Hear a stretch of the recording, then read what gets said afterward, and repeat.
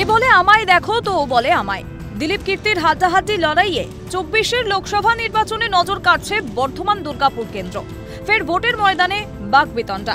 শনিবার ফের দিলীপ ঘোষের প্রাতঃভ্রমণে লাঠি হাতে বেরোনোকে কটাক্ষ কীর্তি আজাদের। लाठी लिए घूम रहा है, अब लाठी लेकर के क्यों घूम रहा, भगवान ने जानता क्यों घूम रहा है। कुछ तो लोग बोल रहा है कि उसके साथ में लोग चलता नहीं, 2-4 को कुकुर रहता है, उसी सबको लाठी से मारता है। কীর্তির কথা এত সহজে ঝেড়ে ফেলার লোক তো নন দিলীপ। বাদর খেলা দেখানোর মতো নেচে লোক জড়ো করছেন কীর্তি।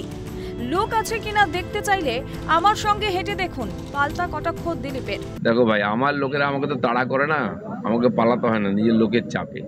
লোকে ওনাকে দেখছে মজা, আবার ঘোড়ায় চড়ছেন, আবার অসুস্থ স্ত্রীকে নিয়ে রাস্তায় হাঁটছেন। এটা কি ধরনের গণতন্ত্র? এভাবে ভোট পাওয়া যায়? উনি দাঁড়িয়েছেন না ওনার স্ত্রী দাঁড়িয়েছেন ভোটে? উনি যত ড্রামা করছেন, তারপর নাচানাচি করে আর সেই যেমন রাস্তায় বাঁদর খেলা দেখায় না, নেচে লোক জোগাড় করার চেষ্টা করছেন। কার সঙ্গে লোক আছে না আছে, একদিন আমার সঙ্গে হাঁটুন উনি।